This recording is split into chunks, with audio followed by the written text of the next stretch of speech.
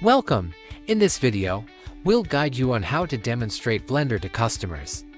As you watch, make sure to take notes on what you observe since this will help you remember the steps and apply them confidently in your own demo. Let's get started! Alright, so papakita ko lang po sa inyo sir yung Blender applications natin, paano siya nag-work dito sa laptop. Unang-unang gagawin natin, step 1 is i-click natin yung Predator na logo, yung Predator Sense. Isa-set natin yung fan control. Okay, so syempre ginagamit natin yung Blender, lalo na in the long run. So pwede natin gamitin yung cooling system nito kasi may tulong kasi siya sa functionality na ng unit. Set natin to into max mode. May makikita ditong auto, max, custom. So pansin mo, wala pa siyang ingay. So pag click natin yung max, ayan, may manonotice kayong gumagana na yung dual fan niya. Okay? And then yung mode, set natin siya into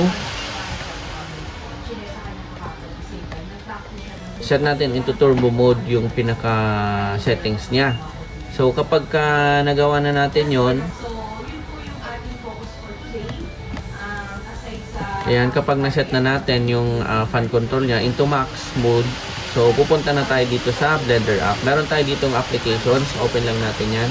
So by this, kahit matagal mong gamitin yung unit, nagbe-blender ka ng matagal, so kayang-kaya niyang i-cool down yung system dahil dito sa cooling system. Ito sir yung pinaka-raw file ng Blender natin.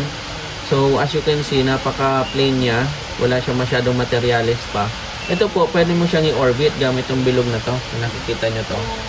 So, pwede mo yung i-toggle. Yan. So, pwede mo siyang iikot or i-orbit. Makikita mo yung smoothness. Wala masyadong lag yung unit. Napaka-smooth niyang i-navigate.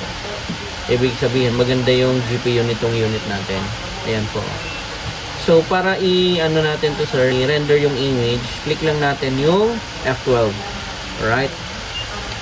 So, makikita mo, ang remaining time niya, sir, is nasa 8 minutes. 8 minutes and 34 seconds.